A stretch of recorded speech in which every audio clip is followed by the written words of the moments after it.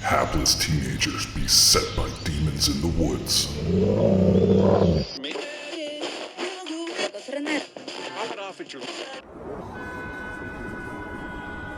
A strange new drug that turns art into murder.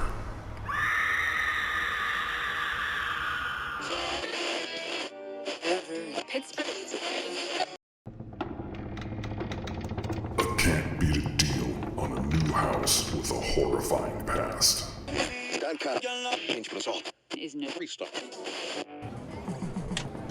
A video game that might usher in the apocalypse.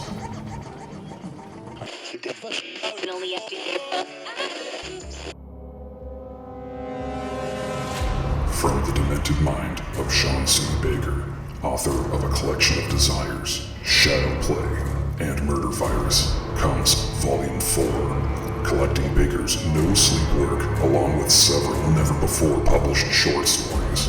This 99-cent volume also includes the opening chapter of the author's forthcoming teenage giallo novel, Black Gloves and Broken Hearts, due out later this year.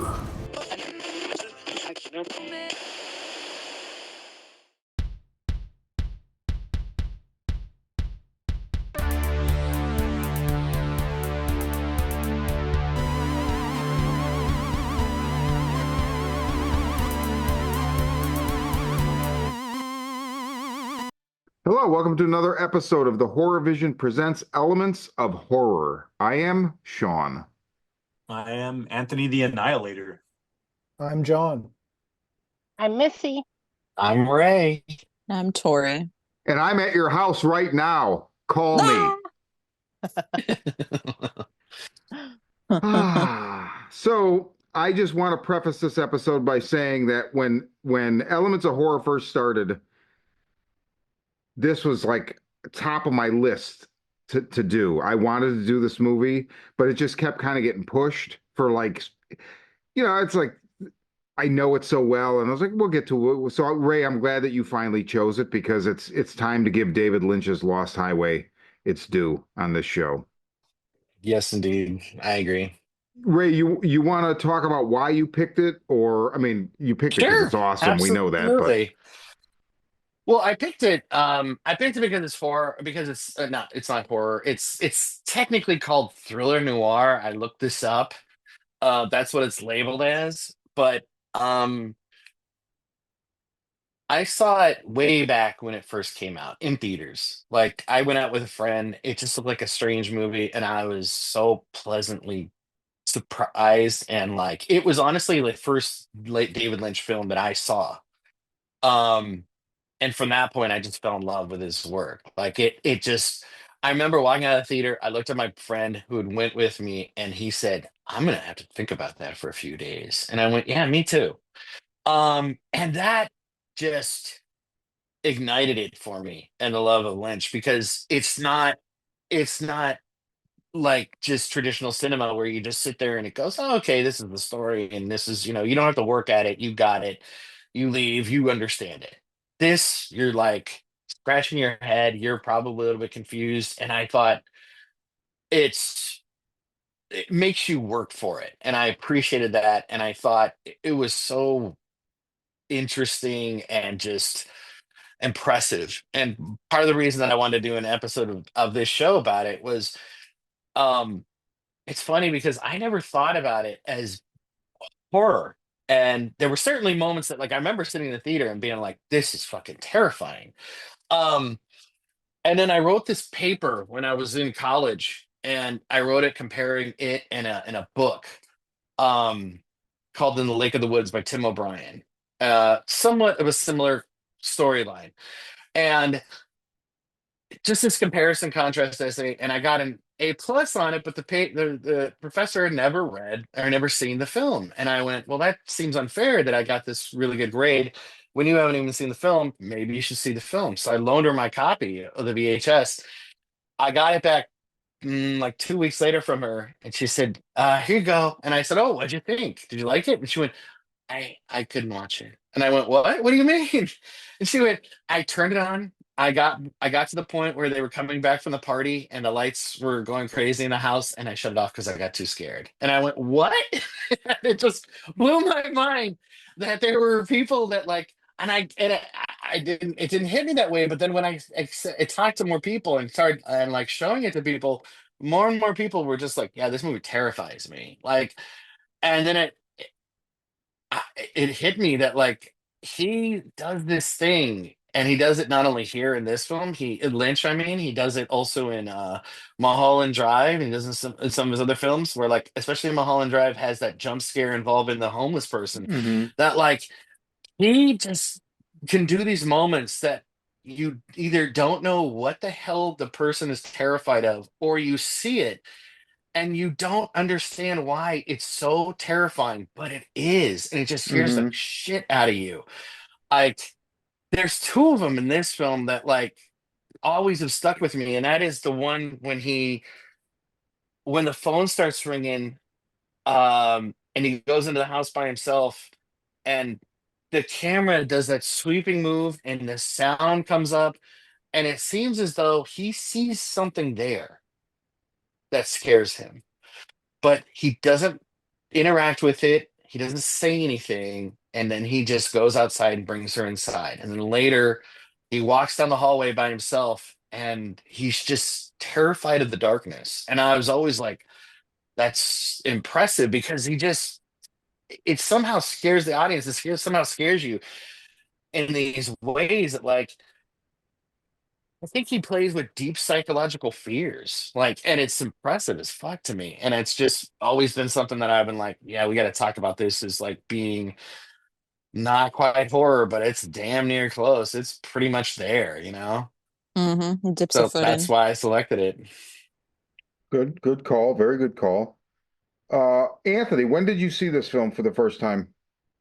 On his theatrical run. So probably opening weekend.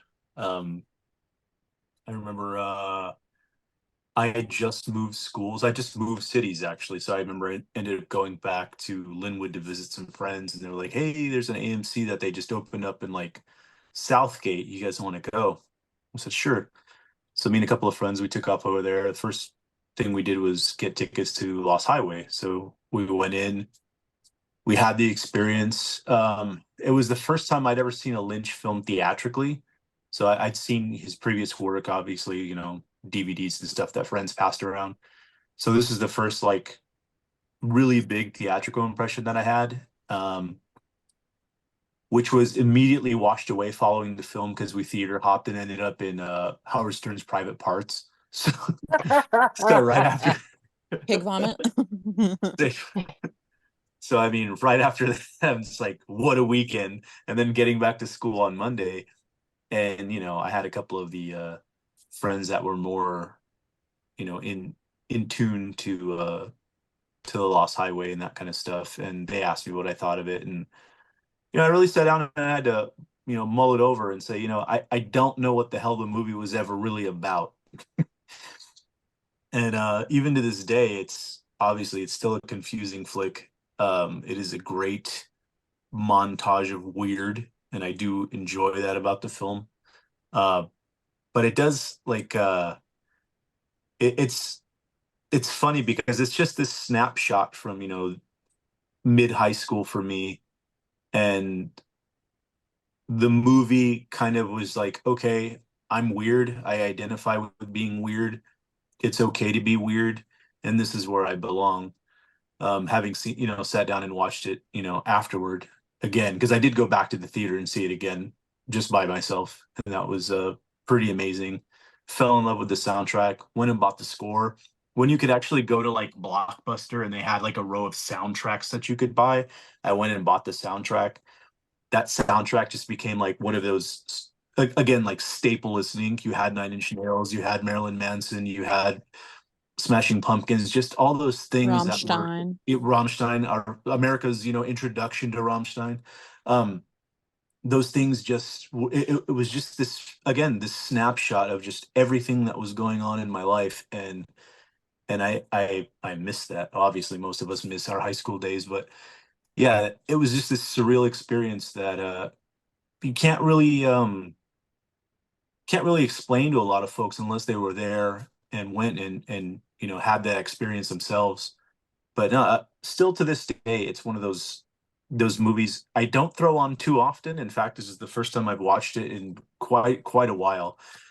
But it's still pretty near and dear. And like I said, when I hear those bits on the soundtrack, something inside me lights up, and it's just it gives me a lot of fond memories. I have a lot of fond memories of this movie. Not a lot of people can say that, but I don't know. I have this nostalgic factor about this film that's just it's something else. I still love it quite a bit.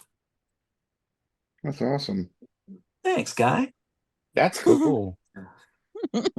Tori, when did you see this first? Oh God, when it came out at like the ripe old age of 12. No, wow. Wow. Well, I had already watched a ton of shit, I obviously shouldn't have, and was already into horror for a really long time. And at the time, I was really getting into like Miramax when they were first starting, and they had like such a great lineup coming out, and I was really getting into foreign film.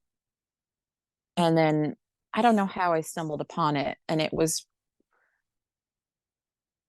not the first like weird movie because I had already seen a couple of Iraqi movies at the time. So this was like when I first started really like deep diving into weirder stuff. And I like what Anthony said, it is like a snapshot of a certain time. And during that like mid 90s, I feel like filmmakers were really pushing out these really interesting films and really trying to push genres. So this one to me always fucking stuck out to me. And I was obsessed with Marilyn Manson at the time. And I found out he was in it. And I said, I don't give a fuck what it's about. I got to go see it. And it just opened up so much more. But yeah, that soundtrack. Yeah, I like ran off, I think, to Best Buy and picked it up and I still have my original Lost Highway soundtrack. And Same.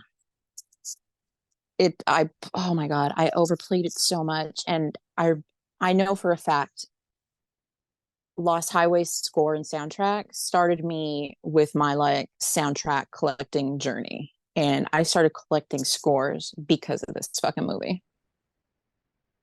That's awesome. For me, John? it was the new metal soundtrack for Dracula 2000. No, the new metal soundtrack for Strangeland. How about that? Take I that. got Oh, it. there you go. It's not There I you go. have it too. It's not There you go. Yes. Yes. John, talk about your inception with Lost Highway.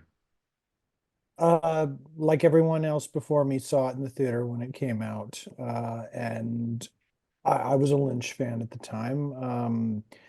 I counted Blue Velvet amongst some of my favorite films, along with Eraserhead and Elephant Man. And I went and saw this film. I went and saw this film with a friend of mine who really wanted to see it because he was obsessed with Marilyn Manson. It was me. I'm just kidding. Yeah. Wouldn't that have been great?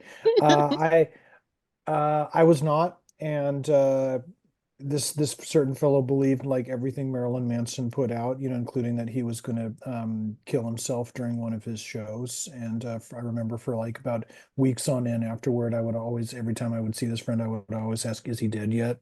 And um, and yeah, I was really, really just I was floored by the film at the time.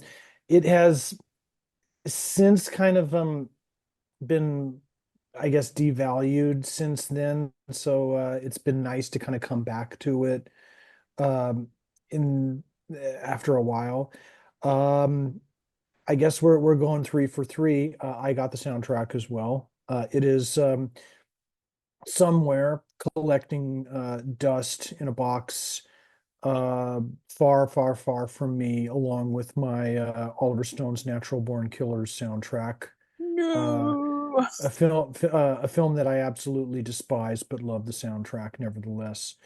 Um, so yeah, that's me with Lost Highway. Very similar to what's already been said. Missy? I also saw it in the theater. It was the first David Lynch movie I had seen.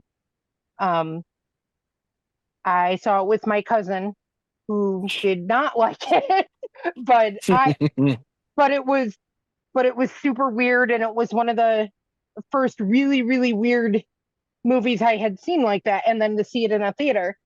Um, and I remember us getting out of the theater and having this big long conversation about what was real and what wasn't. And I fell in love with it because of that. Mm-hmm. Like, it was haunting and just strange, and it was something that made I was thinking about it for a few days, and my cousin and I had this long discussion about it. Um, that and just the fact that we could have those kind of conversations, and this was one of the first movies I had seen like that, Mm-hmm. that it just stuck with me. But again, I haven't watched it in probably been like 10 years since I last watched it. So I was happy to revisit it, and it still holds up. Yeah, it definitely holds up. Like, it feels so otherworldly, it doesn't even really feel dated. I feel like it feels so otherworldly that I'm always reticent to follow certain lines of thought through in trying to figure it out, which I think is like the flip side of how Lynch won't tell you. You know, he'd be like, "Well, I know what it means, but I'm not going to tell." You know, interviews are always like, "Well, what's it mean?" I'm not going to tell you because it's what it means to me. But you know, and I always appreciate that. It used to frustrate me when I was younger, but when this came out in 1997, I had stumbled upon Twin Peaks. I'm sure I've said this on the show before, but I just happened to stumble upon it as like a freshman in high school, the night that the pilot aired as a Sunday night movie on Channel 7 ABC in Chicago. And you know, it like ends with that shocking glove finding the half a heart chain, and then it said that, you know, there's an ad for it going to be, you know, the continuation on Tuesday. So my dad and I were like, oh, well, okay. So it's a two-part thing. And then we watch it Tuesday, and then we watch it the next week. And then we want, you know, and then you get to the dream sequences. And I remember I missed that episode. I caught it right at the dream sequence. And I was like, what in the fuck is happening? And that just, from that moment on, I was too young to really understand it, but it changed my entire taste and everything. Mhm. And so Lost Highway comes out. I didn't see Fire Walk with Me in the theater. It was a limited run, and it was 1992, so it didn't work. And also I think I was like afraid of it when I kept hearing it was like a prequel and stuff like that. And I could have probably made some kind of effort to go, but I didn't. So this is the first one I saw in the theater, and I mean, I remember like hearing like, oh my God, Gary Busey's gonna be in this new movie. We were all floored. I was like, what the fuck? Are you serious? And I remember getting a little disillusioned because I was not a Marilyn Manson fan. I later really feel like certain things helped me understand him, and I became a fan, but I was really fucking annoyed. And I was also annoyed that at the time because I was not okay, and I've since come around on Downward Spiral. And the fact that Angelo Badalamenti had supervised all of his soundtracks until this one, and it was Trent Reznor. I was like, wait a minute. So I was very suspicious. And I remember Rolling Stone had this issue where it was like Trent Reznor looking like fucking William Shakespeare on the front and David Lynch. And it was all about the soundtrack and all this stuff that like zeitgeist of 1997 with industrial and all this seemed to come to a head and work with this film. And it makes this brilliant. I mean, I knew the minute I heard the Manson songs on that soundtrack that I was going to be a Manson fan at some point because they're fucking awesome. Rammstein went out and special ordered the fucking Sin Sucked from Germany or whatever because it wasn't available here yet. Barry Adamson, that was my introduction to Barry Adamson, who's also the Natural Born Killers soundtrack is actually the first one Reznor supervised, right? And he used some Adamson on that, but it's a song that goes kind of unnoticed compared to Something Wicked This Way Comes, the party scene with Robert Blake, that song. But I mean, I can fall into this film. You just put it on, I fall into it. I remember for years I would always tell people it's his most accessible. It's totally not his most accessible. I mean, the opening 40 minutes. What's that? Hmm? Videotape. From who? Oh, I don't know. You want to watch it? You know, I mean, it's just like, oh my God, like somebody speaking normally, but it doesn't bother me. It's so funny. Oh, I fucking love it. It's like the way I know the lines, I know the fucking the cadence, and it's just I love it so yeah. fucking much. I just rewatched it earlier today, and I forgot about how odd that first portion is, and how Everything. stilted, and like just that it's so odd, like that whole sequence where like getting ready, and he's like, what are you gonna do? Breathe. That's And then he just walks over to her with that weird smile and stands there next to her and goes, breathe. And you're like, what are you gonna what read? what are you gonna read? And it's so awkward. Like it's just like, oh my God. But I think that's kind of the point. Like you get like Yeah. Oh, how it's a weird sham and marriage distant that this, it's yeah, just this marriage is. Like, it's oh so boy, fucked up. why are you It's two hanging on to this? This is uh, bizarre. so how do we want to go about talking about this movie? I mean, I don't know. I think that you can figure out what happens in the film by just watching it. It's very much like a Mulholland Drive. Like, in fact, I was like, it took me years to see Mulholland Drive, and then once I did, I was a little disappointed because I was like, oh, this is Lost Highway with a woman, and like people were like, how come? What do you mean? And I'm like, what do you mean? I'm like, go. Have you not seen Lost Highway? And they're like, no, I saw Mulholland Drive and I liked it, and I went. Oh, go watch Lost Highway. It's like it's a less accessible Mulholland Drive with a guy instead of a woman. Like it's kind of the same movie. Like I was a little bit disappointed, honestly. I don't hate it, but I mean I just like Mulholland. I think I like Lost Highway a lot more than I like Mulholland Drive. Um, yeah, that's he at least that's how explores I similar feel. themes in both, but I think Mulholland Drive is Yeah. better. I think it's his I, best movie still. Mulholland Drive is my favorite David Lynch film, like far and away. And Lost Highway, when I revisited Lost Highway this time around, it became very clear just sort of how much that film is kind of a dress rehearsal Yeah. for Mulholland Drive. Right down to the stranger at the party, having parallels with the stranger at the ranch, Yeah, yeah, the and cowboy. the cowboy in Mulholland Drive. And we're talking about favorite scenes. I mean, my favorite scene this time around was the "Don't fucking tailgate me" Oh scene. yeah. Oh, that one's Like great. you just kind of just having parallels with like where like Justin Theroux's character just gets into a fight with the wife's boyfriend and just pouring Oh paint yeah, the all pink paint. Yeah, over. Billy Ray Cyrus, right? Yeah, Weirdly enough. Well, so I want to talk about like the actual elements of horror here. So Okay. I feel like, and I want to hear that. I want to hear from everybody. Like, I feel like there's a body horror element, but it's suggested. It's not proven. But it's a really interesting thing. So I was a big. There was a magazine that ran from I forget 93 to I forget when. It ran for 13 years.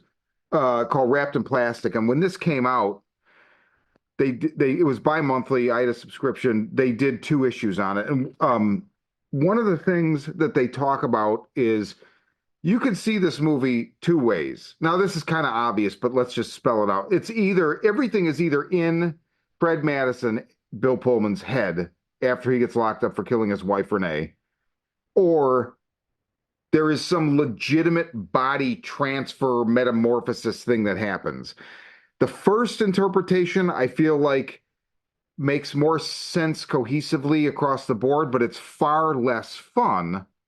And neither one of them actually solve every part of the riddle. So he's very smart in that there is, no definitive answer really. Is it a little bit from column A, a little bit from column B? But one of the things they also point out is like two of the main, the biggest fucking set pieces aren't in the movie. One is the murder, you get like a glimpse of it, but the other one is what happened that night, Pete. And everybody in Pete Dayton, Baltazar Getty's life, says, we're not going to talk about the night you came home with your friend Sheila and a man I've never seen him before in my life. And there's even this brief like flashback where you see just the lovely Natasha Gregson Wagner run out on the Dayton lawn like it's that night, and Gary Busey and his wife run out behind her, and there's like some like electrical effects or whatever, and they're like screaming Pete or whatever. But you don't actually see what happened, and it's so fucking bizarre that it's Yeah. like so what was it? What happened? Like where'd And Fred there seems go? to be like if before like as it's blurring as it's cutting away from them, like it looks like because I was like, what the fuck is that? And I like rewound it and watched it a couple times and like tried to slow it down to see what it was. It looks like like a head cracked open and the camera venturing into it. So it's a mystery as to what actually happens in that moment. I'm gonna say I agree with neither of the theories that the magazine posited. I think kind of going back to this being like a prelude to Mulholland Drive. I've always just felt like Fred's story is real, and Pete's story is the what might have been, and Hmm. him just I sort of agree with that. he's going to the chair, and in his mind he's recasted himself and going through the details leading up, to pivotal moments in his life, just thinking, what might have been. And this time around, I look at like Gary Busey's character as the parental figure. And Sean, what did I text you last night about the film? Oh, yeah. So you said I'm rewatching Lost Highway, and it feels a little bit like a. Did you say a sequel or a prequel to It an unofficial sequel to Repo Man, where you've got like the parents, that are just completely checked out, and they've like sold the kids gave the kids college money to a televangelist, and they're just completely whacked out, on drugs. So he just goes off on this sort of weird odyssey. This is like the Pete story is almost kind of like if Otto had not like left on the UFO car, like what would have happened to his life, like and it set in wow, LA in this weird neo-noir world. wow, I think the big giveaway too, to me, was Fred when he's like, I like to remember things my yeah. way, how I Hmm. remember them, not necessarily the way they happen. Like the whole vibe I get is kind of like Occurrence at Owl Creek Bridge. It's a weirder version. He's done all these heinous things to his wife. Like they allude to him being very controlling, almost abusive to her. So to me, Pete is like his good part, what he really sees himself as, because he can't wrap Ooh, around his head the fact that he's killed Renee, that he is this bad guy. That's why he doesn't like video cameras, because video cameras will tell the truth of how he really is, which isn't that fucking great. It's idealized, it's like, Yeah. and this film is so rooted in Lynch's understanding of psychoanalysis. This is his most psychoanalytical film, and he recognized that this is something we do all the time. It's like, we have these second thoughts about, l'Espresso d'Escalier, like, oh, we could have done, I could have said that, I could have done this, I could have been this in my life, what have you.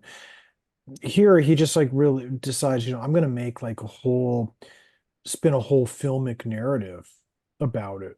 I agree, but I get the sense that it's not just in his head. He actually somehow is able to manifest this like idyllic version, I guess, through the help of the mystery man. And it's like almost like Donnie Darko in that like it can't last. So it's inevitable that what happens at the end, right? So it Yeah, basically then reverts to being Fred because it's like, yeah, see, like I told you, it wasn't going to work. You got to try it out, but it's not real. But it feels like Pete is a real, like there's a scene where he with that lovely I forget the name of the artist. It's one of the only artists on the soundtrack I'm not very familiar with. He's a Spanish artist. But it's like Pete's sitting in his backyard, and then he just like there's like a little he's on a lawn chair, there's a little like inflatable pool with like a little boat floating on it. And then he gets up and there's like a low wall between yards, and he's just standing there. Oh, it's Antonio Carlos Jobim, Insensites. Um, and it's like he's pondering because he he didn't have an existence before. Like I legitimately think like he's born of like, yeah, we're gonna take Fred's Owl Creek, occurrence at Owl Creek Bridge is idealized like what could have been and make it real. But then what would yeah, that be like for that like entity, right? Because it's like, okay, you're Pete Dayton. Well, oh, yeah, but what does that mean? Like even when he goes back to work, there's like a moment where he's a little bit like taken aback, like, oh no, I'm back. Tell him I'm back. Petey's back. R.I.P. Richard Pryor. That's right. yeah. Oh my God, yeah. So many people that, interesting to see show up in this film. By the way, Tori, you've got Richard Pryor, Hmm. and Henry Rollins, like all in one film. Not only was I thinking about like not only was I thinking about that, I was also thinking about this movie called Cache as well. If anyone's ever seen that, that would make a very interesting elements pick. It's essentially like a basic plot of like a guy. It's like receives videotapes of somebody filming his family, and that's almost kind of like that taking place in a literalist real world. Oh, I just wanted to try to watch Detour before with this movie because the same thing. It's a noir from 1945, and uh, a So good. stranger picks up this dude, and he happens to know a lot about him, and he's not who he says. So I don't know. There's similar things going on. Interesting. Yeah, that and Kiss Me Deadly. Oh yeah. Yeah, just and DOA. This is like a if we're talking about like elements of horror, I mean, this is also like a neo-noir and it's a good Yeah. LA film, as Oh, well. it's a great LA film. I mean, Yeah, yeah, you just get you get the suburbs, you get elements of the city, and then you also get like the desert. It really encapsulates, I feel like LA, the textures, the various textures that you don't always see. Well, I mean, speaking of that LA thing, like one of the things that struck me as I was rewatching it was that scene where the don't tailgate scene. It feels like it's so meant for people from Los Angeles to Oh see, yeah, which yeah, Lynch is 100%. from. And because there's a point at which I was like, I remember like thinking about the film and thinking like, okay, I understand that like because that's one of the things I question about the film is that okay, maybe his wife was having an affair with Dick Laurent, but does that make him a bad person? Like, are all these things that Mr. Eddie is accused of having done what actually happened? Or is it Fred excusing himself, excusing the terrible things he does to make him a worse person than he is? And that whole scene of like attacking that person for, tailgating, um, could possibly be an explanation for that. But I just think that like it comes off as so entertaining, especially for someone from Los Angeles, because I feel like we've all, if you've ever lived in LA, like, and most of us have, and I know you haven't, Missy, but man, there's moments where you're just sitting there in traffic, and when you see those videos of people reacting and having like crazy moments of road rage, you get it, because people in Los Angeles do dumb shit, dangerous things, and you're just like, oh my God. If I was violently inclined, I would get out of the car and beat you to death right now, you asshole. Like, they just drive you fucking nuts. They just do dumb shit. And like, it's over the line, but like, the guy is tailgating on a mountain road, But driving is it? really fast and driving like a fucking nutcase. Well, no, you make a good point, Tori, but like, I felt like it was just a little bit extra. It's supposed to be extra entertaining for people from Los Angeles to be like, Yes. yeah, been there, feel you. Yes, he's also the Frank Booth character of the movie. There's always that Mm-hmm. character, Yeah. right? And Yes, that's one of the things I yes, love And about the Bobby cowboy. Peru. Yes, it's one of the things I love about the cowboy in Mulholland Drive is he actually then takes a Frank Booth character and turns the volume down on him for that one, and it's almost more threatening because yeah. he's so just I mean, he's just quiet and reserved, and it's like, oh my God. But I mean, can you imagine Mr. Eddie and Frank hanging out? Jesus Christ. Oh Jesus, that'd be amazing. What, Oh, what, Robert Loggia, fucking love Robert Loggia. drink your orange juice. Who buys orange juice with pulp? Missy, what do you like? Do you have an interpretation at hand? Do you like, I do. I think I interpreted everybody else seems to have interpreted it differently than what I think it's about. Um, I think I think it's in his head, but I don't think he was married to her because the whole movie hinges on two quotes. The I'd like to remember things my own way, how mhm, I remembered them, not necessarily the way they happen, which is why I think we never see the two big set pieces. mhm, Um, and then at the end, when she says, "You'll never have me," mhm, I think she was a woman that he coveted, but I don't think they were married. I think the only part of the story that's actually real is in the beginning when Bill Pullman is like smoking and talking to the camera. And then oh, interesting. like I think it's all a fantasy. I think he killed the Mr. Eddie and the woman, but I don't think she was his. I think the whole thing was in his head. And then the Pete story is also an aspect of him, but I think she's telling us at the end that it's all a fantasy. And then at the end when he's in the car and he's like vibrating, he's dying. He's in the electric chair. Mm-hmm. That's interesting. I never thought of that before. I always took it literally because the circuitous Dick Laurent is dead. And at the beginning when you hear that, Pullman then goes to the window, which there's very few windows in his fucking house, so fuck him. That's why he couldn't see who was leaving the videotapes. Have some windows. He goes to the window, and on the soundtrack you can hear the police in the car drive by, but he doesn't see anything. By the time he looks out the window, they're gone. So that's him walking up to the door, leaving the message for himself, which is exactly Robert Blake, right? I'm at your house now. Call me. Give the phone back to me. Mm-hmm. Like it's the same exact thing. But so I never even thought of the fact that him shaking like that is like the electric chair. I really like that. It reminds me a lot. It's not the same story, but it reminds me a lot of Perfect Blue, the anime. That Yeah, and Good it's the one. same kind of thing where I think only a small portion of it is Real. reality and the rest is in in their head. But I like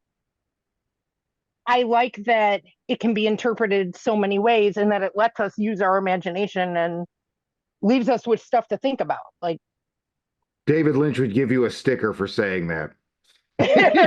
He would love that you love that. Anthony.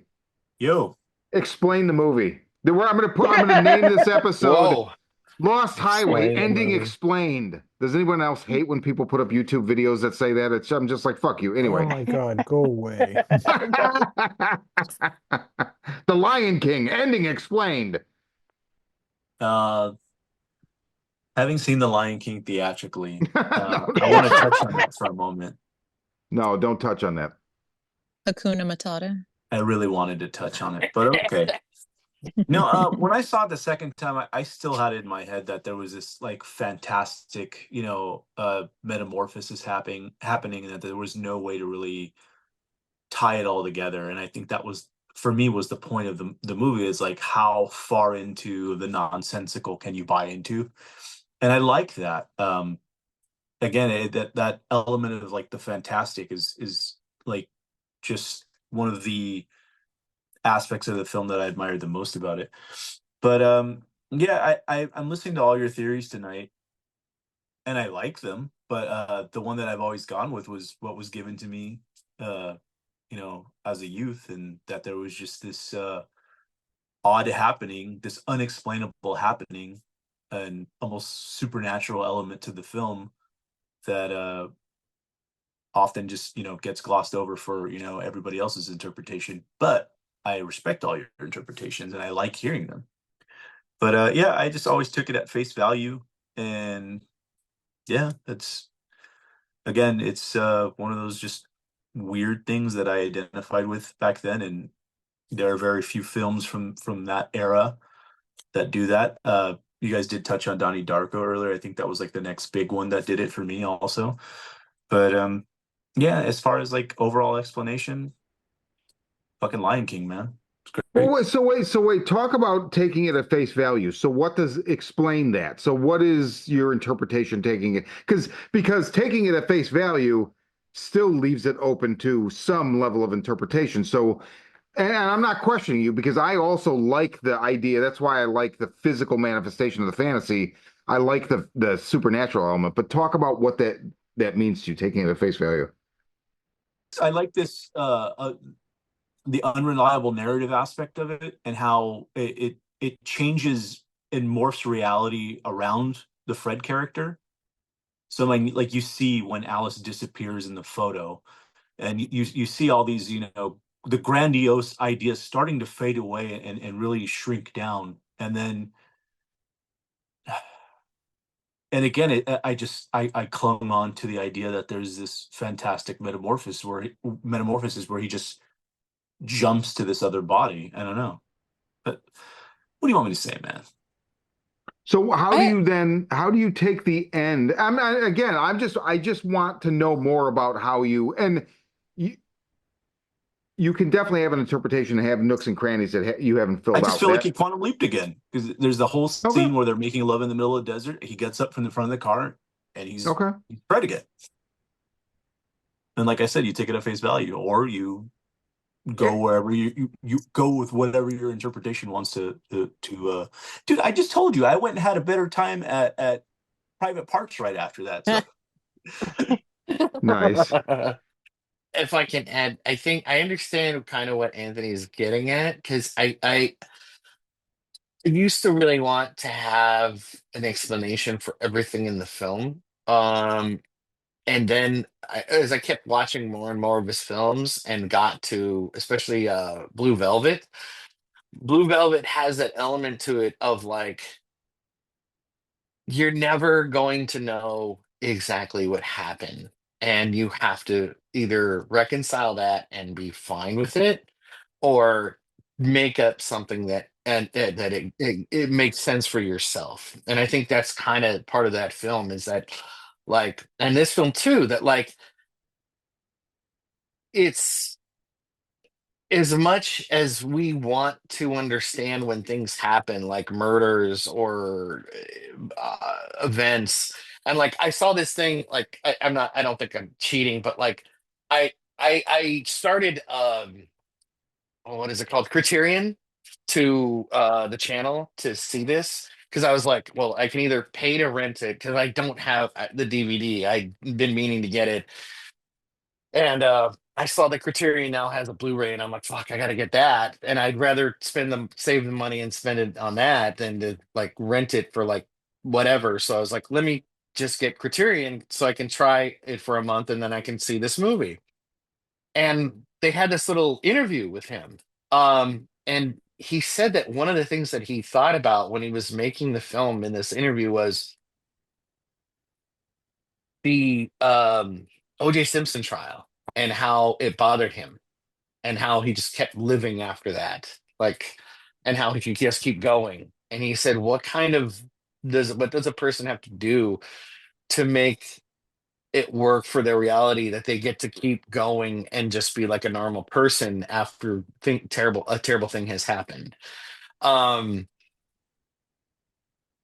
so I think that's part of it, but I think that a big part of his films, like I said, is just that you're like, especially Lost Highway, especially Blue Velvet, and some of the others that like you don't get to know everything that happens. You just get your portion, and then you either become comfortable with how it unfolded for you, or you try to figure out and make it make sense. And I love that element to it. That I forget the word I'm looking for, but just that like mystery, that hanging in the air of like, okay, this is all I get to understand about it, and that's I guess I have to be fine with it. And if you don't like it, Private Parts is playing next door. Thank you. Thank you. Thank you. I like Private Parts. Me too. I think it's really interesting. Tori, was it you that said the like Pete is the good version of him and he's like a terrible, he's kind of like the shitty version, right? Right, because nobody wants to do any of that inward searching where you realize like, hey, I'm a piece of shit, or oh, I did this. So that's what I think Pete represents to him. Well, Pete What? also like he's got a girl already, and then he gets like he doesn't have to work for her, Alice. He just like Alice just comes Yeah, on to she just, him. yeah, literally.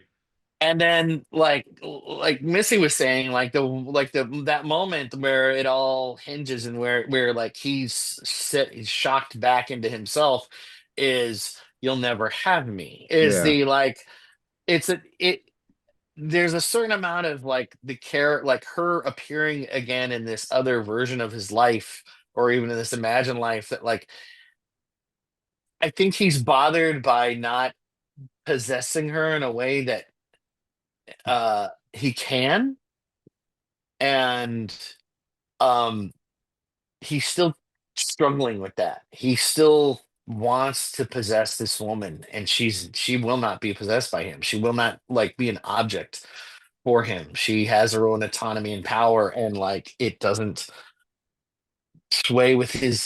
sit well with his ego. Well, because of like, we'll look at Renee. Renee, he could control, right? Renee kind of she's scared of him. She's kind of meek in front of him, almost asking for permission to like speak to the cops and whatnot. And then you have, now I forget her name, Alice, who is the opposite. Like you said, comes on to him. She's Yeah. powerful. And when she says, you can never have me, I interpret it as, yeah, you'll never possess this no matter what. Like, you can't control me like you could her. Well, but also how much is he able to really control her? Like he controls her when he's around, but when He he's not doesn't control around, Renee at all. Renee lets him that's think he controls her. I mean, I feel yeah, like you could see that's I that. think his problem is that like he Yeah. knows that when he's not around that and even when he is around, like when he's at the club and he's playing on stage, she sees him leave with what's his name, and she's like it makes him jealous. Makes him. So I think the illusion begins to crack for Pete when she says it was a long time ago at a place called. She repeats the Mokes scenario, right? And I feel like that's where it starts to crack, right? So then it's like they scurry off to the desert to get to the fence or whatever, to sell the stuff. But shortly, I mean, it just falls apart from there. But it's interesting that he. Oh, go ahead. Oh, no, I was just going to say, like, I think a running theme that obviously I didn't notice the first time because I was young watching this, but they play Song to the Siren three Yeah. times in this movie. Yeah. Three times in the movie. Like no other song is replayed. So I think a lot of that goes to show that these women controlled him somehow and in different Oh, ways. And that's that's very interesting. part of his issue with it. Is how these two different split sides of him deal with that and can handle that, and that these women. It's interesting that with the like the duality. So when you said that about like Pete is the good part that splits off, you know what that is?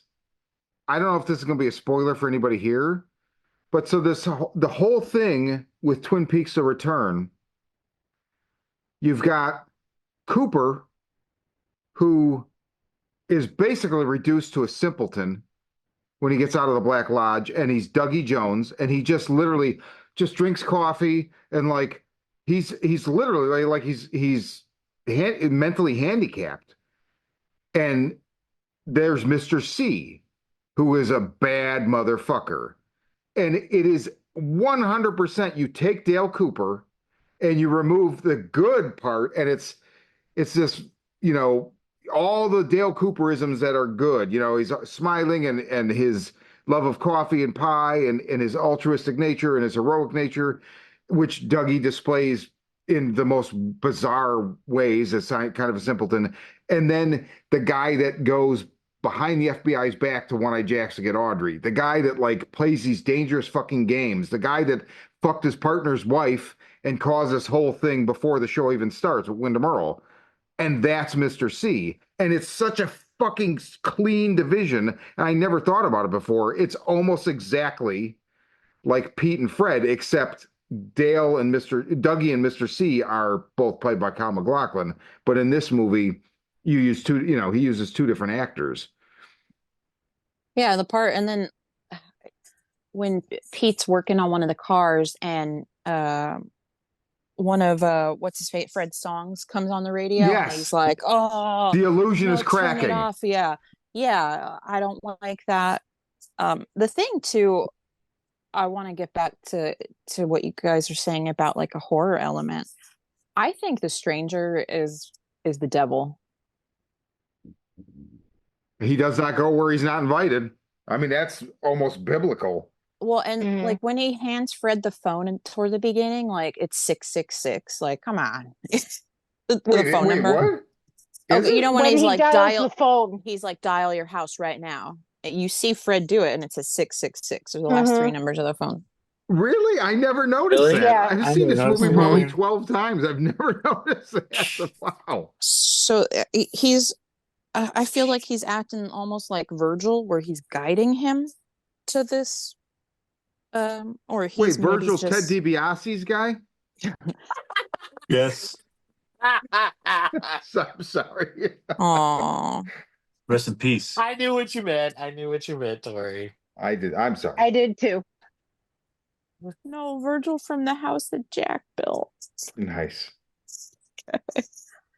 But he's almost like this, like, I don't know if he's like a guide on his journey, or if he is just like that little devil on your shoulder that's just like I always thought of planting. him as like He's planting paranoia on The him. irony that Robert Blake killed his wife after this, it's just Yeah. so unbelievable. Yeah, like, isn't it? The guy that enables Fred to kill his wife.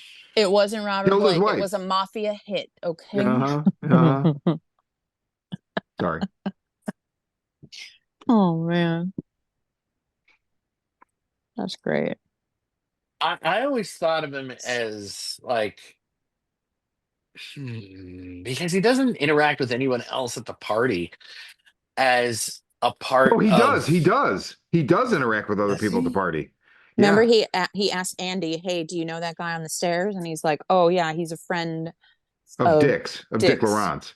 But he's talking at that point. The mystery man is talking to like two or three other people on the stairs. Yeah, that's the thing is that he doesn't talk. He's not. He's just standing around with other people. And then when he gets asked that question, he is standing around with other people. Like when Andy gets asked that question, he's standing there with other people. So I always interpret it as Like at least this time I was looking at it and it occurred to me that like I don't know if he's real. Um so much as he's a creation of Fred and like he's like maybe I don't know what to call it. I don't know psychology enough, but like conscience that like the terrible things that can do and does, and that he's like there to remind him of him. Almost like what's the fucking god damn it, the Brad Anderson movie with Christian Bale where he looks like he weighs 70 pounds soaking wet. Oh, The Machinist? Yeah. So there's kind of that element in that movie. But I mean, it just like I just mean about like the way he appears, like he like shows up at the party and then he appears in the desert and he's the one that hands him the knife. Although, does he hand him the knife, or is it like Fred letting himself off the hook by being like, "Oh, I didn't have the knife, I didn't kill Mr. Eddie on purpose. Like I got handed a knife and I killed him in the scuffle." Like it kind of allows That's him to take the interesting. blame away from himself. but look how also to how he meets him in the desert. Didn't Satan meet Jesus in the desert? Oh. Now we're talking about language. Now we're talking scripture. We're talking about language. All right. Yeah. Hey, I had to go to mass on Saturday, so I heard that. it was a wedding. Not mine.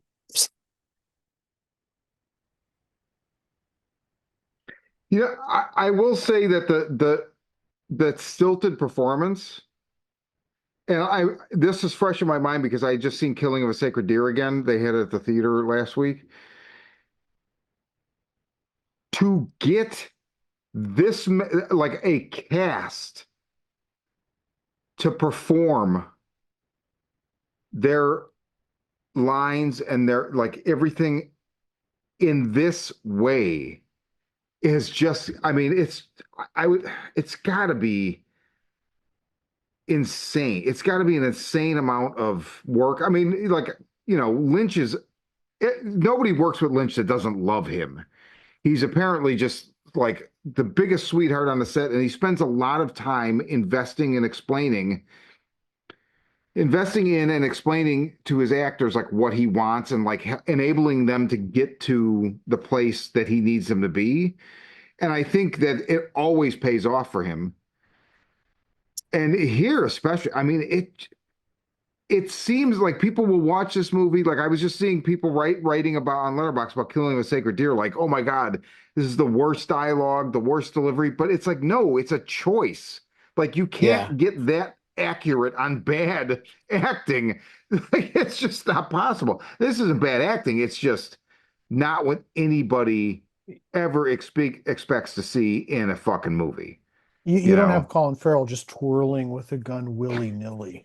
I mean, and then look, the biggest element of horror is look at the fucking videotape of the goddamn murder. Yeah. Like he literally saws her in half and like pulls her insides out. Well, and then That, if you go back and pause that scene, like he's like remove one of her legs. yeah, There's a hand that's like he is like cutting her into pieces. yeah, Yeah, This is a he blackballed her for sure. yeah. Tori, I was just about to say it's a reference to Black Dahlia, I'm sure. Just That's another like interesting. LA reference. Exactly. Ah. Yeah. Well, that's what I like about Lynch, and not just this film, is that he always makes the suburbs creepy, Yeah. Exactly. like that Oh yeah. underlying um just darkness. And well, Hollywood is not so underlining, but One thing that came through watching this film again was how much Lynch loves Meshes of the Afternoon short film. If anyone's ever seen that, it's experimental film that it's on YouTube. You can watch it in its entirety. 1943 film. It's like, yeah, I know, experimental art film from 1943. Hey, if you want to win, the marathon, eat your Wheaties, folks, and watch this film. And it's like it is one of those sort of like home films set in LA about you filming yourself and this kind of reflexiveness, and like, surveillance that David Lynch goes for in this film. And it just sort of reminds me of like all these moments where Fred's like looking out the window, like watching the street, from the top of the house. Yeah. What is it called again?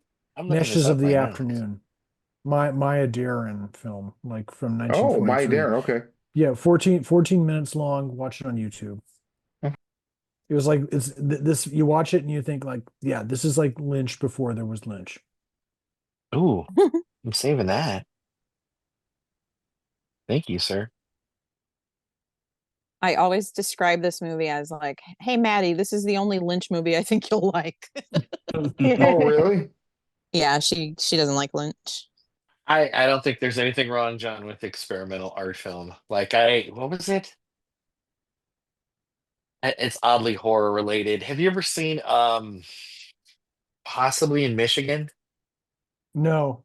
I guess it's a little horror movie, but it's very odd. And like they kept having TikToks where like people would play the song that was in the background from it, and um, I just became like fascinated by like what the fuck is that song from? Because it's so strange. It's like it's these two girls talking about looking for perfume, and they find the smell, and one of them goes, "This reminds me of mom's aunt, of our mother's sister," and like how she put her poodle in the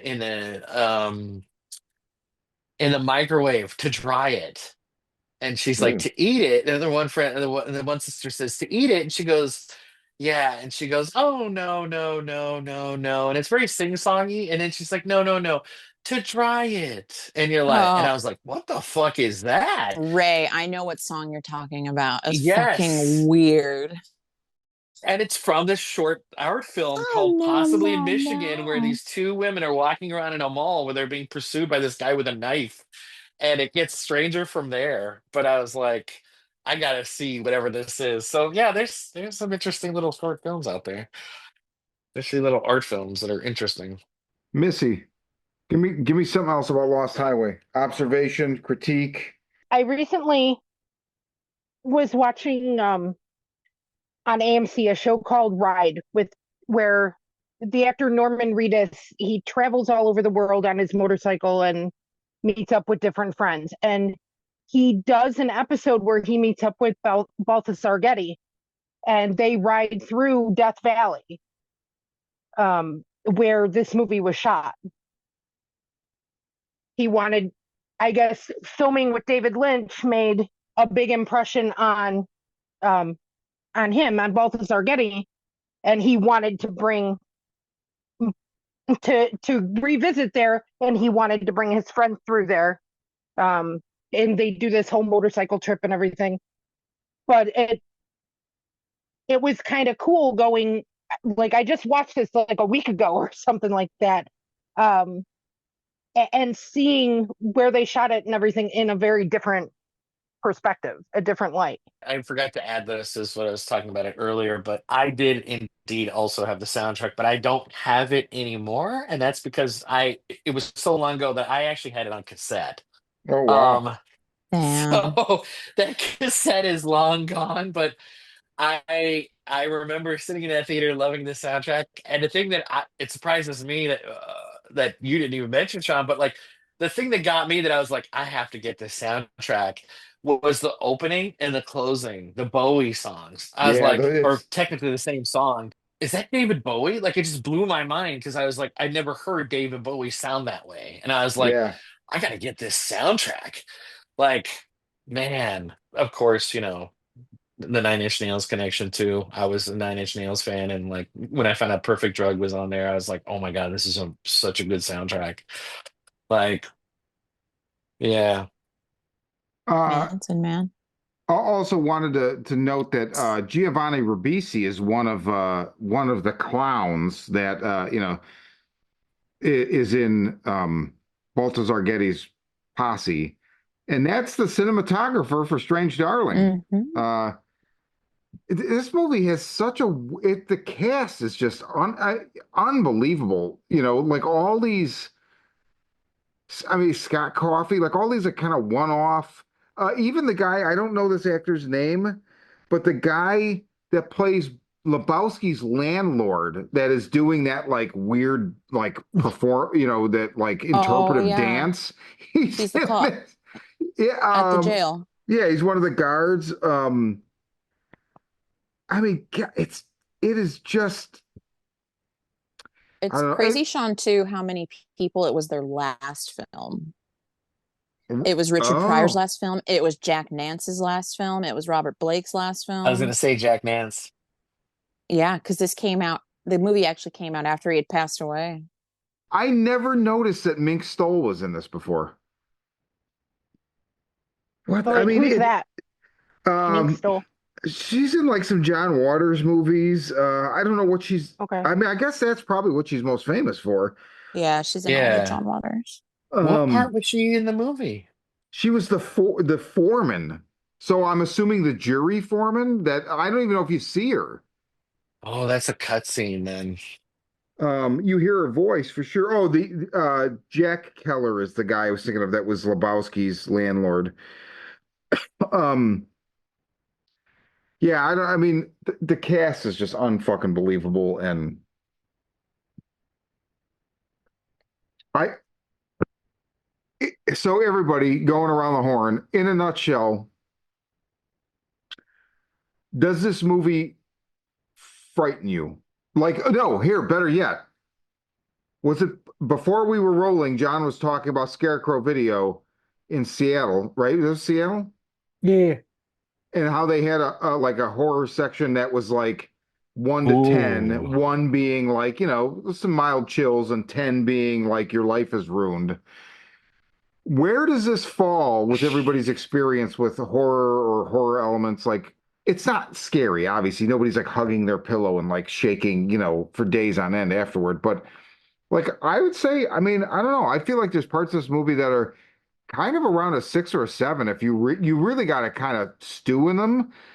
But there's the scene where she turns the gun on Pete always just like sends, oh man, I don't know, everything you've done to get to this point, now you're fucked.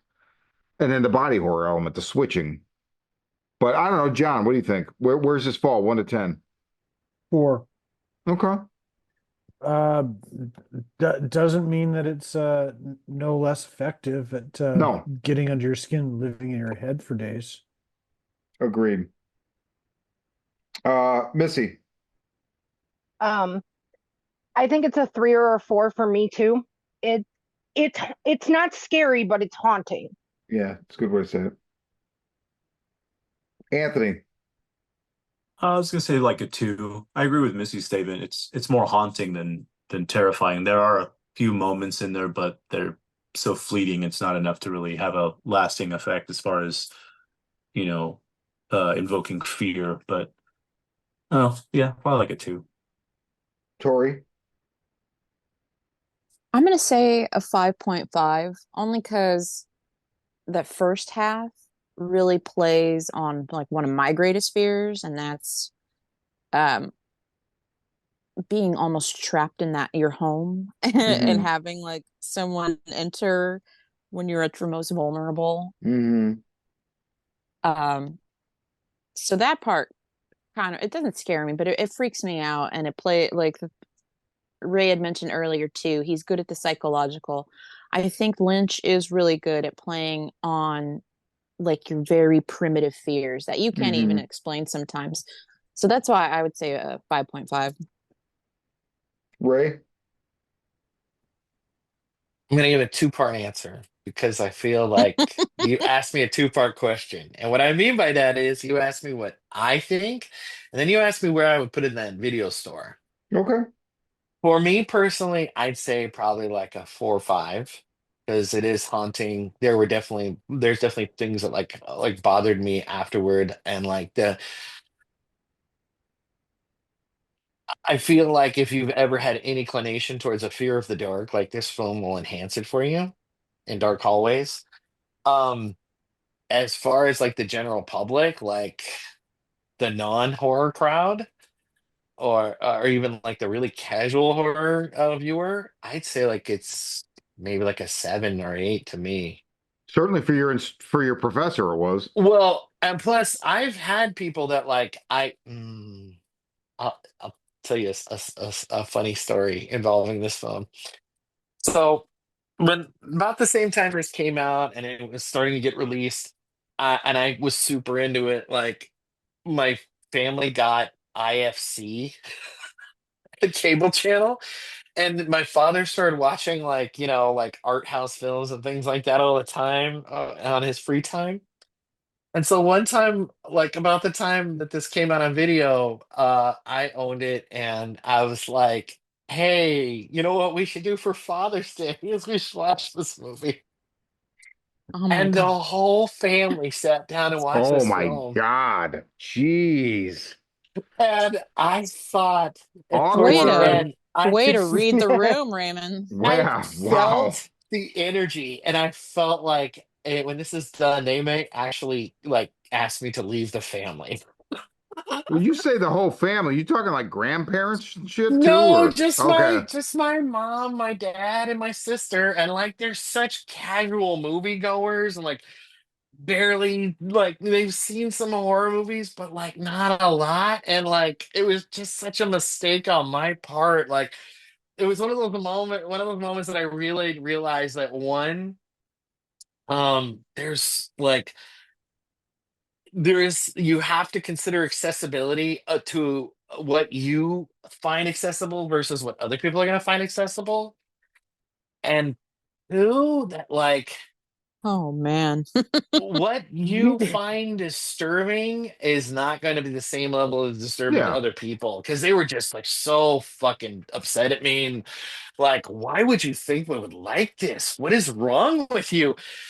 It was also one of the moments that I really realized that like I'm a cinematic weirdo compared to most other people, but I accept that about myself. But like from that point forward, I was like, yeah, I'm a bit of an oddball, like because I seek out the weird when it comes to film. So I'm like, yeah, yeah, this isn't a normal like, like so that whenever after that, whenever people are like, oh, what about this? And I'm like, I liked it. I'm not sure how you'll feel about it. Like, my other You know, famous story of that was convincing my sister to go see Fear and Loathing in Las Vegas with me. And I enjoyed it, but walking out of theater, my sister stopped me dead in my tracks, looked at me, and said, if you ever take me to anything like that ever again, I will never see a movie again with you. And I was like, fair enough. Fair enough. New idea for a Horror Vision t-shirt. Just a silhouette of Ray with the phrase, "I'm a cinematic weirdo compared to most other people." Hey, I'll wear that shirt out at Beyond Fest too. uh, Oh man, Ray. Oh, I am not. I know. What a I weird call. But man, again, I thought they were going to enjoy it. I thought they were going to be like, "Oh man, this is mind blowing." But wow, see. I used to do that soured with that whole day. to my dad, but I'd be like, okay, dad, because he was casual moviegoer too, and I was like, hey, I'm gonna put on a movie. You want to watch it? Yeah. What are you gonna put on? I was like, oh yeah, it's just Dario Argento's Inferno, and he was just like, I don't these fucking art house movies, and then the next one was Martyrs. oh wow. Ooh, Damn. He Damn. actually really liked it. He was like, what the wow. fuck? What the fuck was that? And he would bring it up to anybody. If anybody mentioned like a horror movie, he'd be like, well, I got this one for you. It's real fucked up, I tell would tell feel him about it, such a sense of achievement if I ever got anyone in my family to watch that. I'd be like, oh, I felt like I felt like I got high-fived with Jesus afterward. Oh my I could God. check that off the bingo card.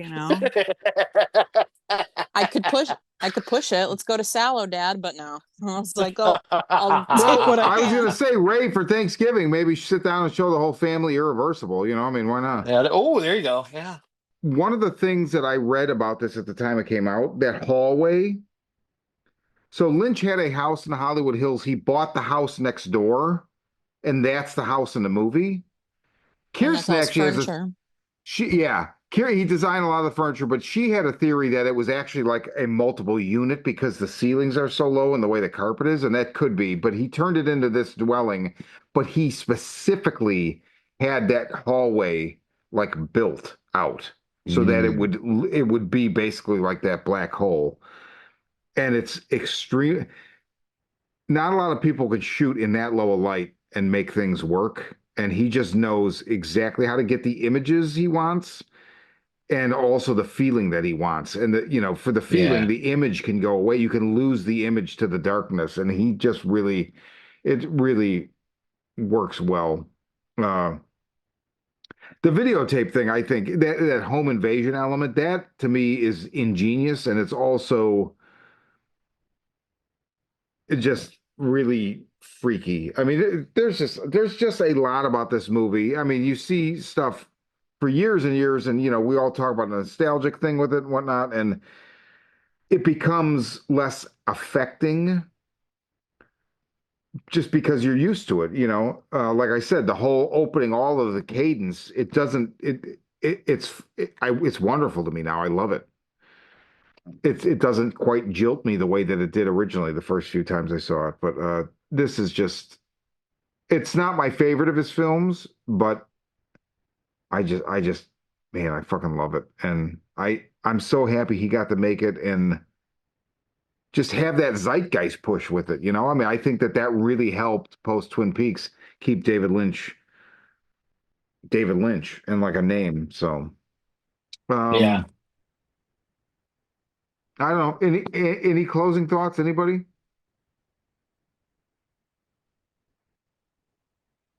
All right. Well, that is David Lynch's Lost Highway, and if I mean, hopefully, if you've listened to it, well, there's no way to fucking spoil this goddamn movie because I mean, it's No. not like, oh, you spoiled the plot. No, we didn't. Trust me. It's all about the experience watching it. So if you're somehow here and haven't seen it, you should give it a go. It is not readily available. It's on the Criterion channel. You can rent it for, I don't know, probably $3.99 on Prime, I think. You could get And it on Apple TV too. You can rent it for $3.99. that Criterion definitely, yeah. So, okay, that's Lost Highway. And this is the Horror Vision, Elements of Horror. I'm Sean. I'm Anthony Applejuice. I'm JT. I'm Missy. I'm Ray. I'm Tori, and that was smoother than shit out of a duck's ass. You like pornos, Pete? Pornos, Mr. Eddie? Give you a boner?